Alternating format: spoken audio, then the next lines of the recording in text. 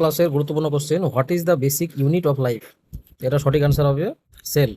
মানে কোষ হলো আমাদের জীবনের ক্ষুদ্রতম একক। যেরকম একটা বাড়ি তৈরি করতে গেলে ইটের প্রয়োজন হয়, সেরকম হচ্ছে আমাদের বডিটা ট্রিলিয়ন অফ সেল নিয়ে গঠিত। আচ্ছা, এবার যদি আসি নেক্সট কোশ্চেনে, which organelle is called the power house of the cell? আমাদের দেহের শক্তির উৎস হিসাবে বা শক্তিঘর হিসাবে কে পরিচিত?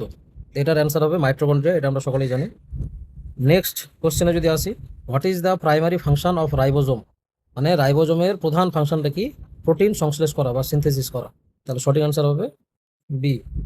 নেক্সট কোশ্চেনে যদি আসি, which of the following is a prokaryotic organism? মানে যাদের ক্ষেত্রে সুগঠিত নিউক্লিয়াস থাকে না, পর্দাঘেরা কোষ অঙ্গাণু থাকে না, যেমন ব্যাকটেরিয়া। তাহলে সঠিক অ্যান্সার এখানে C. Next question, what is the process by which plants make their own food? কোন পদ্ধতির দ্বারা উদ্ভিদরা খাদ্য তৈরি করতে পারে? তাহলে এটা আমরা সকলে জানি, সালোক সংশ্লেষ বা ফটোসিনথেসিস। সূর্যালোকের উপস্থিতিতে এবং ক্লোরোফিলের সহায়তায় উদ্ভিদ তার পাতায় খাদ্য তৈরি করে।